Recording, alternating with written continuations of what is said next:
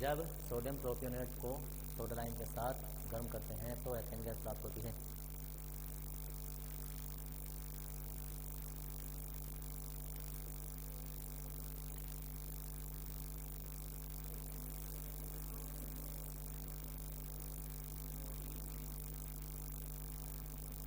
क्या हो गया? 103 को होगा, कहाँ 103? अरे CO3। अच्छा, Na के आगे 103 हो सकता है?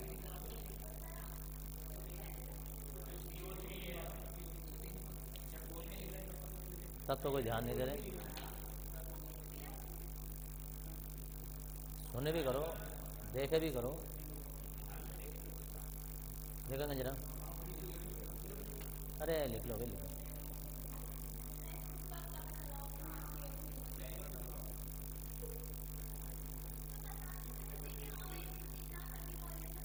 आपस में लड़ लो, हम तो बेकार ही खड़े हैं।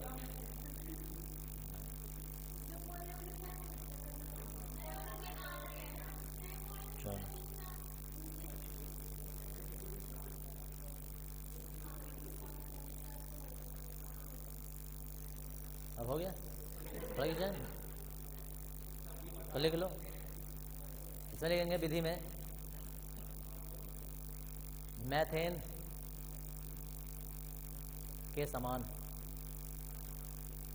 बस खत्म। हेडिंग लिखेंगे भौतिक गुण।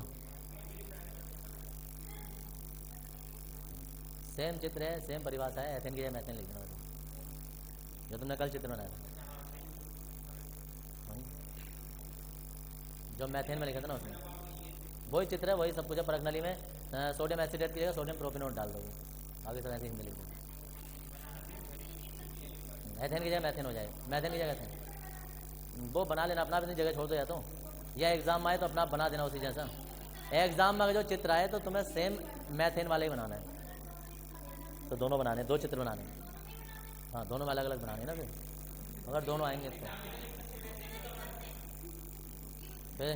फिर तुम्हें नंबर एग्जाम में भी लिख देगा 0 के समान, तो लिख दियो, लिख दो, चलो लिख दियो। मेरा क्या लेके जाओगे? तो मेरा क्या नुकसान करोगे? और क्या, मेरा क्या बिगाड़ोगे ये बताओ? है नहीं होंगे शायद, लेकिन अगर जो नहीं हुए तो स्कूल खोलने हैं तो वो टेस्ट की वजह से खोलने हैं, तुम्हारे टेस्ट वगैरह लेंगे, जिस बेस पर तुम्हारा रिजल्ट बनाएंगे, रिजल्ट उस बेस पर। टेस्ट वगैरह होंगे, टेस्ट होंगे, टेस्ट। हाँ जी, इनके में तो होंगे, इनके वाले में तो होंगे, प्राइवेट स्कूल में सब में होंगे। हाँ तुम्हारे होंगे, उनके टेस्ट वगैरह लेके छोड़ देंगे, मैं प्रमोट कर देंगे। प्राइवेट स्कूल वालों के प्राइवेट स्कूल वालों के तुलाराम हो गए, ये हो गए, सब में होंगे। हेडलिंग का भौतिक गुण, एथेन के भौतिक गुण,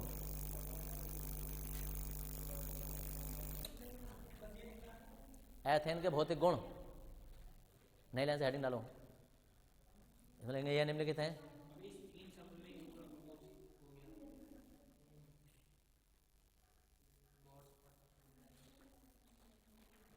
इसमें लेंगे यह निम्नलिखित है। नंबर 1, यह एक रंगहीन गंधहीन,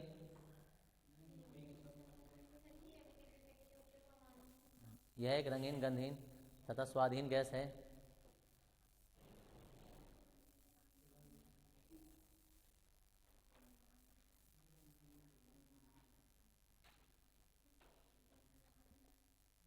के समान है। नंबर नेक्स्ट,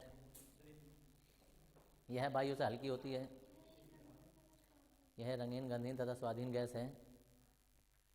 नंबर नेक्स्ट, यह वायु से हल्की होती है। अच्छा, हल्की भारी का कैसे पता लगाते हैं भाई? देखो ये अणुभार निकालने तुम्हें बचपन में सिखा दिए थे। ओ का फॉर्मूला कितना था अणुभार ऑक्सीजन का? अरे ऑक्सीजन O2 होता है, एक ऑक्सीजन का 16 होता है, 2 से गुणा कर दिया कितना हो गया? 32 भार हो गया इसका वजन। इसमें कार्बन का कितना होता है? 12, 2 से गुणा हो गई, प्लस हाइड्रोजन, हाइड्रोजन का एक 6, ये 24 और 6 30। कौन भारी है? अबे ये इसका वजन है, ये इसका वजन है। अंदाज में बता देगा टटोल टटाल का यार। देखो तो ऐसे मैथेन में भी लिखा था हमने, मैथेन में भी लिखा था। मैथेन में कितना आएगा? 12 और 4 16 आ जाएगा। जबकि वायु जो है, वायु का अपना वजन 100 ये होता है, ऑक्सीजन का कितना 32 होता है। तो हमेशा द्रवों की, इसकी गैसों की तुलना वायु से की जाती है। अगर हम क्लोरीन की तुलना करेंगे या हाइड्रोजन की तुलना करेंगे या किसी करेंगे तो हम वायु से करेंगे। और अगर कोई द्रव है, टालुइन है, बेंजीन है, कुछ भी है, तो द्रव की तुलना जल से करते हैं कि जल से हल्का या भारी है। जल का कितना होता है?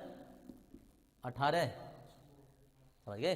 अब हम उसमें कहें कि भाई बेंजीन जो है, बेंजीन द्रव होता है, बेंजीन C6H6, ये जल से हल्का होगा भारी होगा? बहुत ज़्यादा भारी होगा यार। ये 18, ये तो 12 छंग 72 तो वैसे ही हो गए, और 6 ये 78 हो गए। तो कोई भी द्रव तुम्हारे सामने जब आ जाएगा, H2SO4 है, ये द्रव होता है। अगर तुम्हें H2SO4 में कोई कहेगा जल से हल्का या भारी है, तो देखने में पता चल रहा है। या कोई कहे HCl है, हाइड्रोक्लोरिक अम्ल, जल से हल्का होगा या भारी होगा? समझ गए? 35 होता है क्लोरीन का, एक ये है 35.5 होता है वैसे तो हम जल की तुलना द्रवों से करते हैं, द्रवों की तुलना जल से करते हैं, और गैसों की तुलना वायु से करते हैं। वायु का फॉर्मूला क्या होता है? हाँ जी, ये ऑक्सीजन का फॉर्मूला होता है। हम वायु को ऑक्सीजन मान लेते हैं, जबकि वायु ऑक्सीजन नहीं होती है। वायु अपने आप में nitrogen, oxygen, chlorine, sulphur dioxide, carbon dioxide, इन सबका मिश्रण होता है ये, जबकि ऑक्सीजन ये हो। लिखेंगे कितने हो गए? यह है जल में अल्प विलय, तीसरे में लिख रहे हैं हम। यह जल में अल्प विलय तथा कार्बनिक विलायकों में विलय, यह जल में अल्प विलय तथा कार्बनिक विलायकों में विलय होती है, तथा कार्बनिक विलायकों में विलय होती है।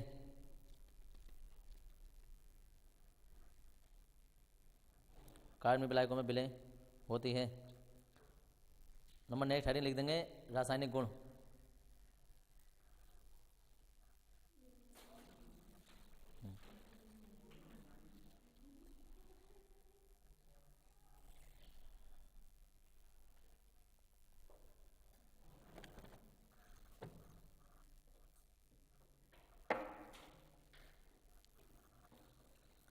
रासायनिक गुण,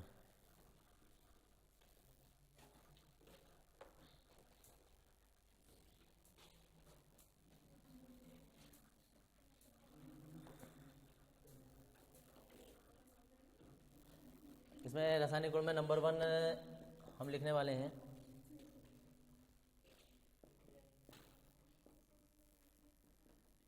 नाइट्रीकरण।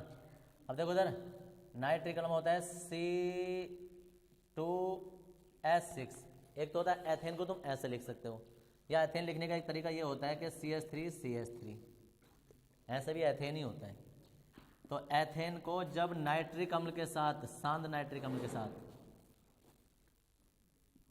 450 डिग्री से 500 डिग्री सेल्सियस पर गर्म करते हैं, तो देखो इधर यहाँ से H और O, इसमें से एक O इसके साथ जाता है और NO2 अलग हो जाता है। NO3 था, NO2 बचेगा, एक ऑक्सीजन इसके साथ गया, ये माइनस होता है, ये प्लस होता है। ऐसे इसमें से एक H हट जाएगा, एक H हट जाएगा। जब एक H हटेगा तो H पे प्लस होगा, कार्बन पर माइनस होगा। तो इसका जो प्लस होगा, प्लस वो कार्बन से जुड़ जाएगा और ये HOH के साथ जाके क्या बना देगा, जल बना देगा। तो जी फॉर्मूला हो जाएगा CH3 CH2 NO2। ये NO2 इससे जाके जुड़ गया, एक H कम हो गया होगा और वो इसके साथ जाके जल बना देगा।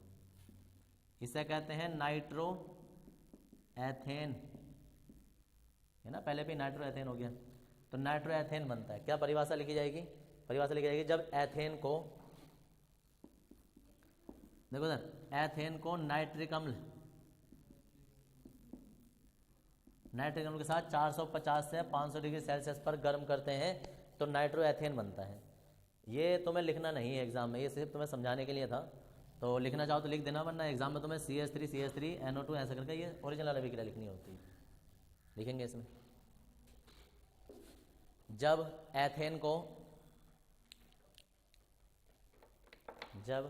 एथेन को नाइट्रिक अम्ल के साथ, जब एथेन को नाइट्रिक अम्ल के साथ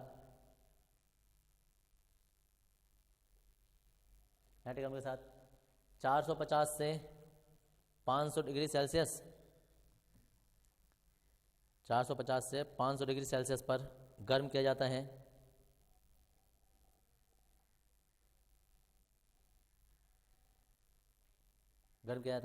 तो नाइट्रो एथेन प्राप्त होता है।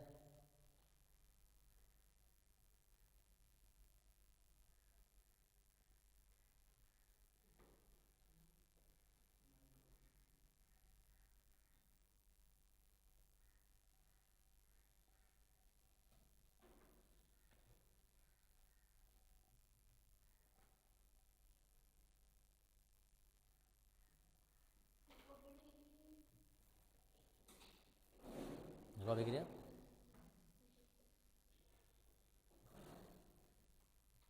तो लिखेंगे।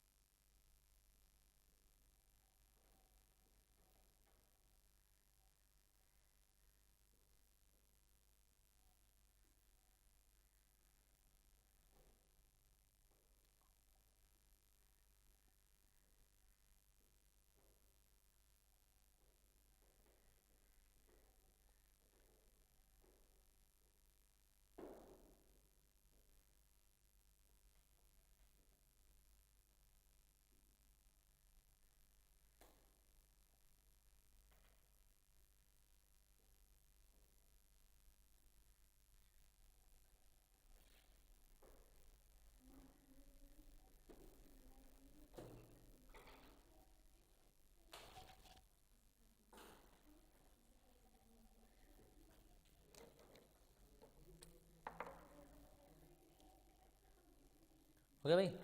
इसके बाद लिखेंगे क्लोरीनीकरण।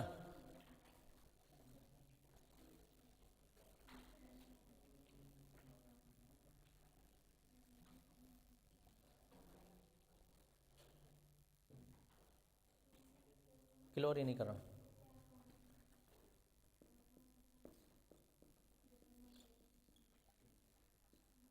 देखो, क्लोरीनीकरण में CH3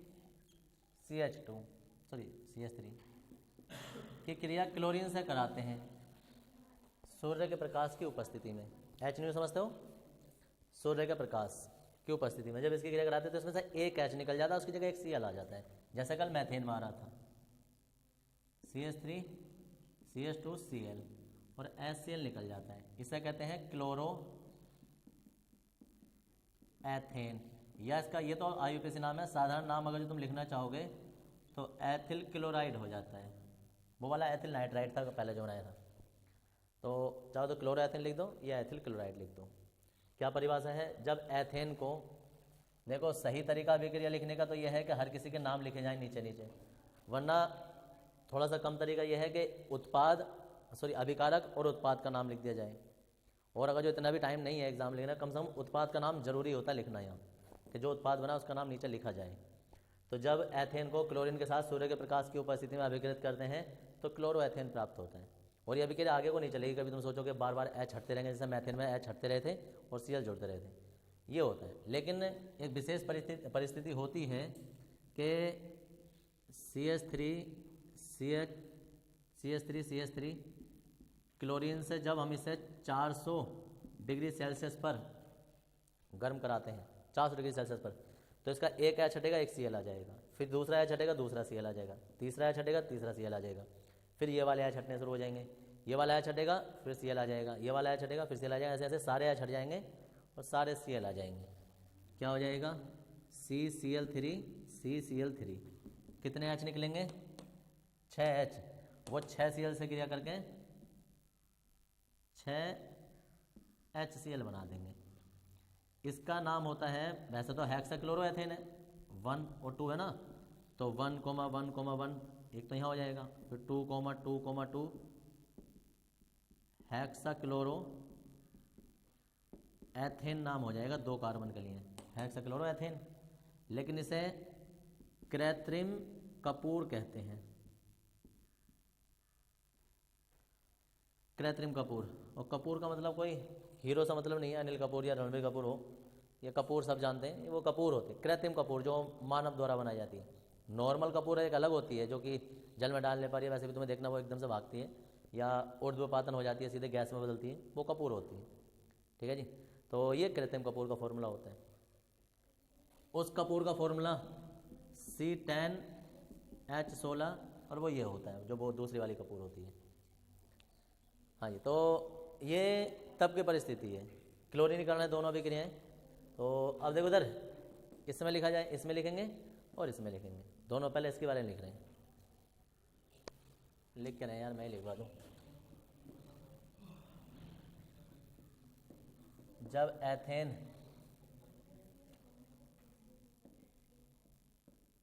को क्लोरीन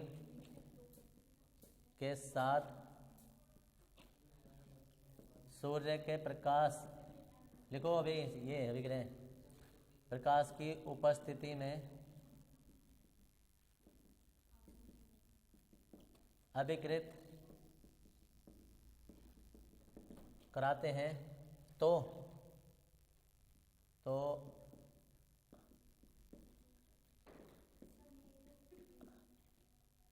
उपस्थिति में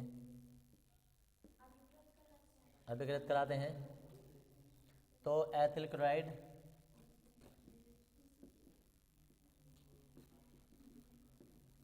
प्राप्त होता है।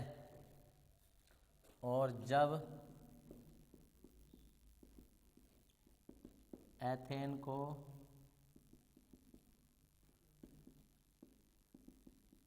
क्लोरीन के साथ 400 डिग्री सेल्सियस पर गर्म करते हैं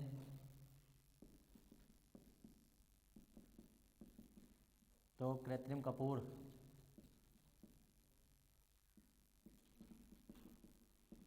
बनता है।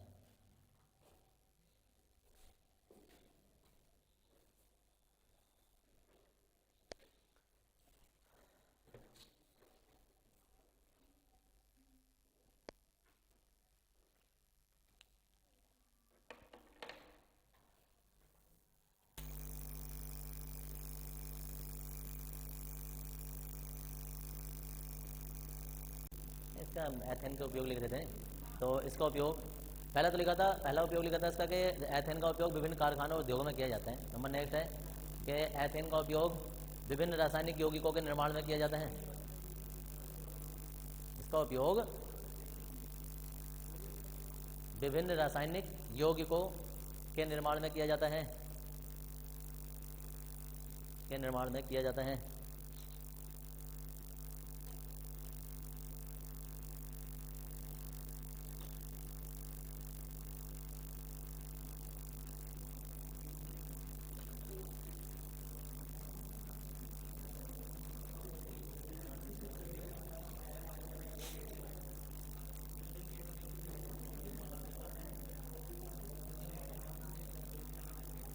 देखो इधर,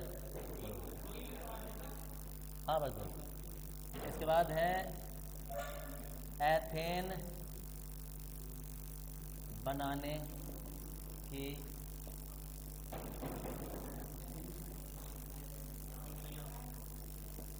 अन्य विधियां।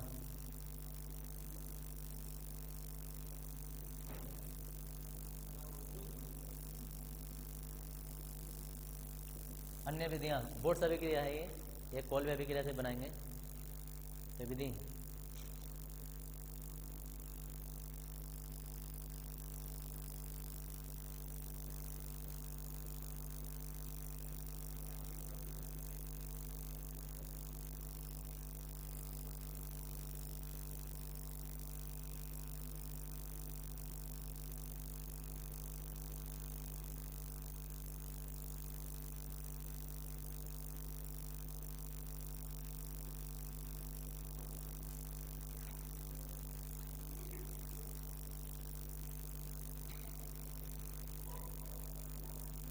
बोर्ड से अभिक्रिया आप सुन लो भाई इधर जरा। इसमें क्या होता है कि जब CH3Cl को सोडियम के साथ ईथर की उपस्थिति में शुष्क ईथर लेते हैं, ईथर की उपस्थिति में गर्म करते हैं। अब गर्म करते हैं मतलब कि इसके दो अणु लिए जाते हैं और दो ही सोडियम लिए जाते हैं, तो ये ऐसा करके इतना निकल जाता है और CH3 आपस में जुड़ जाते हैं, CH3 और CH3 ये बन जाता है एथेन और यहाँ निकल गया NaCl 2 बार। तो क्या बनता है कि जब एथिल क्लोराइड को सोडियम के साथ शुष्क ईथर की उपस्थिति में गर्म करते हैं तो एथेन गैस प्राप्त होती है। यह अभिक्रिया बुर्स अभिक्रिया कहलाती है। यह अभिक्रिया होती है वैज्ञानिकों के नाम से, जिस वैज्ञानिक ने अभिक्रिया खोजी है तो उसने अपने नाम से कहलाई। तो बुर्स थे वैज्ञानिक, उन्होंने बताया कि जब एथिल क्लोराइड को सोडियम के साथ शुष्क ईथर की उपस्थिति में गर्म करते हैं तो एथेन गैस प्राप्त होती है। यह अभिक्रिया बुर्स अभिक्रिया कहलाती है। दरअसल बुर्स की और अभिक्रिया भी होती हैं, बुर्स फिटिंग अभिक्रिया होती है, फिटिंग अभिक्रिया होती है, तो बुर्स अभिक्रिया और भी है, लेकिन फिलहाल जो कॉमन बुर्स अभिक्रिया वो यही है। तो हेडिंग डालेंगे, उसकी हिंदी लिखेंगे, फिर अभिक्रिया लिखेंगे। हाँ जी, हाँ बुर्स कहते हैं। बुर्स में नहीं से नहीं है। दरअसल बुर्स अभिक्रिया से इसलिए बोला जाता है कि अपोस्ट जो इंग्लिश में होता है ना बुर्स, तो उसमें अपोस्ट्रोफी से होता है कि बुर्टज की अभिक्रिया ऐसा करके, तो वो हम कहते हैं तो बुर्स अभिक्रिया ही कह देते हैं, से नहीं बोलते हैं, बुर्स अभिक्रिया। इसमें लेंगे जब एथिल क्लोराइड को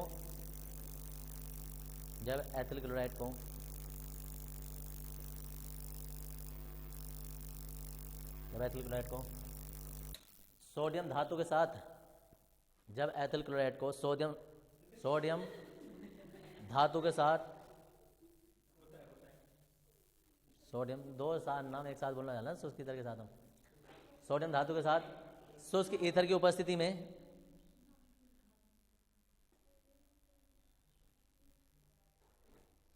सोडियम धातु के साथ शुष्क ईथर की उपस्थिति में गर्म करते हैं, शुष्क ईथर की उपस्थिति में गर्म करते हैं तो एथेन गैस प्राप्त होती है।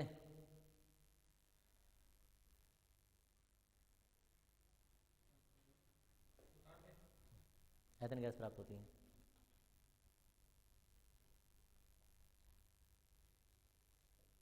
रुको, गैस प्राप्त होती है। यह अभिक्रिया बुर्स अभिक्रिया कहलाती है।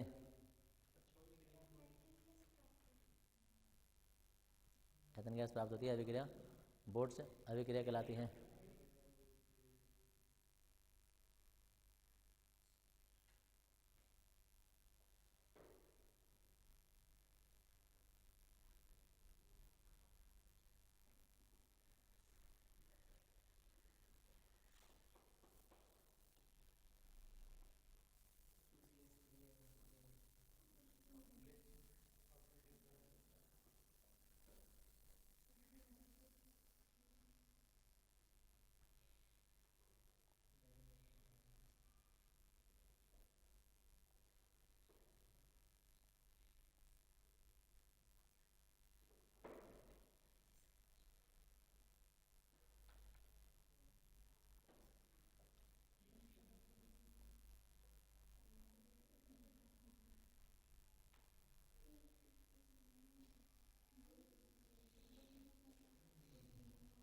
इनपुट से अभिक्रिया कहलाती है।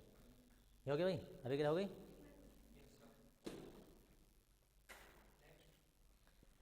इसके बाद है कोल्वे अभिक्रिया,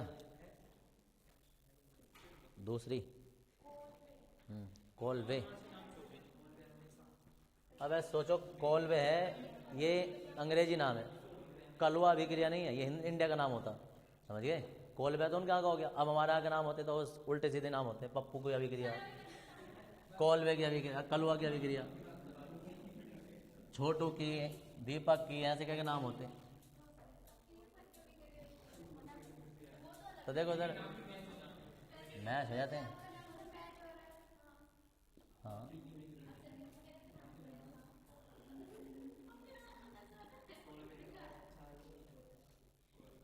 अगर हम अभिक्रिया बनाते तो फिर सीधा नाम थोड़ा लगते हैं, ये तो बाई DRS करके तब अगर नाम होता, थोड़ा सा बड़ा नाम होता है, ऐसे नहीं होता है। हाँ नाम सोचना पड़ेगा।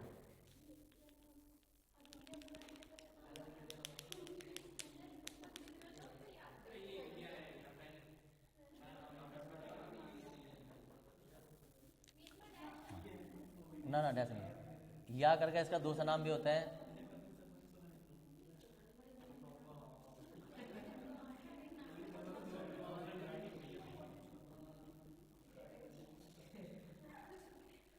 विद्युत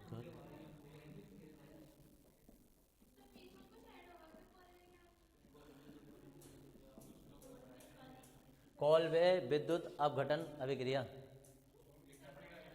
या करके दूसरे नाम से भी आ सकती है, या करके।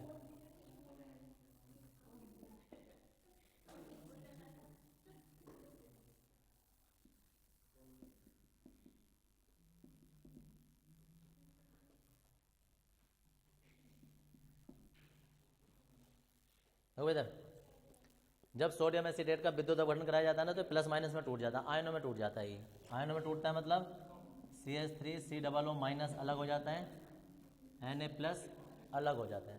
सुन लो एक मिनट अभी। इसके बाद ये जो अभिक्रिया माइनस वाली है ना, ये कहाँ जाकर होगी?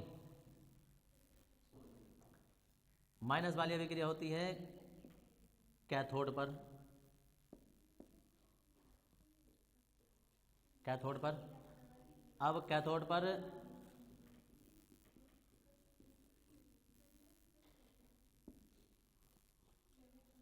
CH3- दरअसल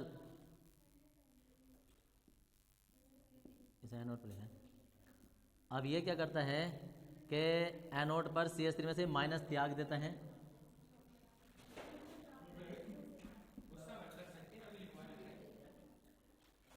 क्या हो गया? तो जो यार ये कैथोड पर ही होगी।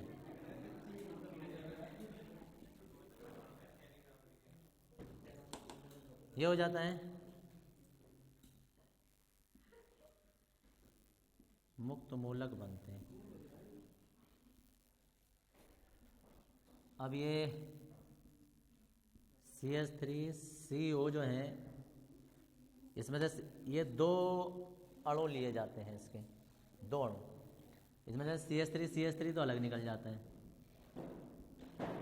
और CO2 2 बार अलग हो जाता है। और वो जो सोडियम था,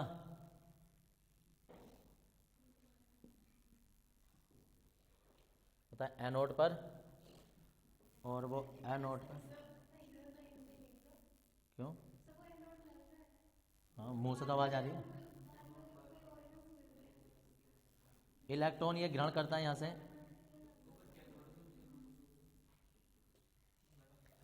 और ये सोडियम में बदल जाता है।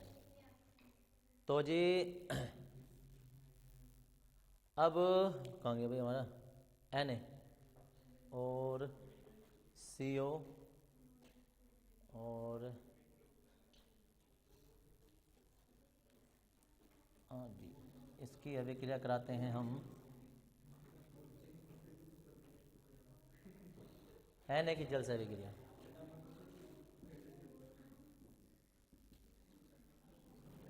H2O अलग निकल जाता है। तो जी आ गया 2Na,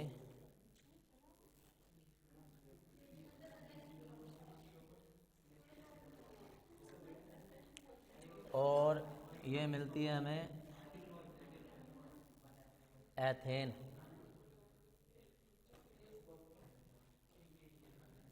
यार उल्टा हो रहा है क्या?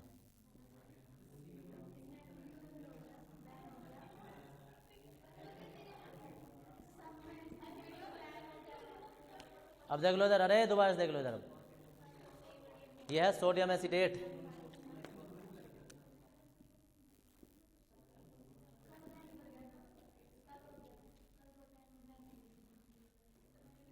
जब सोडियम एसीटेट का विद्युत अपघटन कराया जाता है तो ये अपने आयनों में टूट जाता है, माइनस में और प्लस में। माइनस वाले आयन जो होते हैं वो एनोड पर जाते हैं और प्लस वाले जो होते हैं वो कैथोड पर जाते हैं। तो माइनस वाले जब एनोड पर जाते हैं तो यहाँ अपना ये इलेक्ट्रॉन त्यागेंगे और ये मुक्त मूलक बना देंगे। ये मुक्त मूलक कार्बन डाइऑक्साइड गैस निकालेंगे और एथेन गैस बना देंगे। ये है हमारी जो प्रयोग, जो विधि है बनाने की। बाकी कार्बन डाइऑक्साइड गैस अलग निकल जाती है। अब बचे सोडियम। सोडियम जो होते हैं वो जो ये इलेक्ट्रॉन निकला था, इस इलेक्ट्रॉन को ये ग्रहण करते हैं, ये उदासीन हो जाते हैं और ये जल से क्रिया करके NaOH बना देते हैं, H2O बना देते हैं। यह अभिक्रिया कैथोड पर होती है, एनोड पर होती है। पूरी अभिक्रिया बता दें, पहले हिंदी लिख देंगे इसकी कि जब कोलबे अभिक्रिया में, हिंदी लिख देंगे,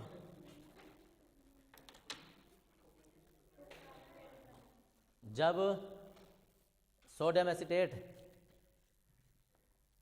जब सोडियम एसीटेट का विद्युत अपघटन कराया जाता है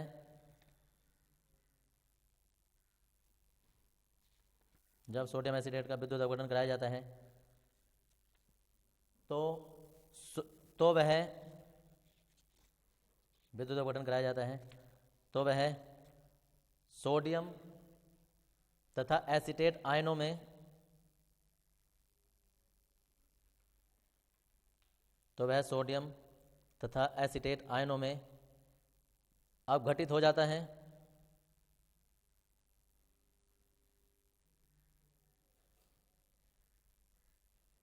एसीटेट आयनों में अपघटित हो जाता है।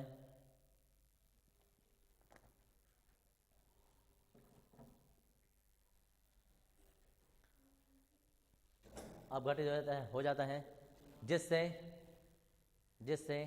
एनोड पर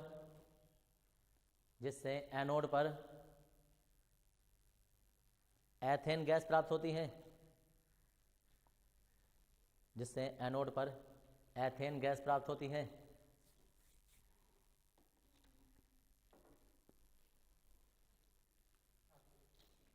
यह अभिक्रिया कोलबे विद्युत अपघटन अभिक्रिया कहलाती है। यह अभिक्रिया कोलबे विद्युत अपघटन अभिक्रिया कहलाती है।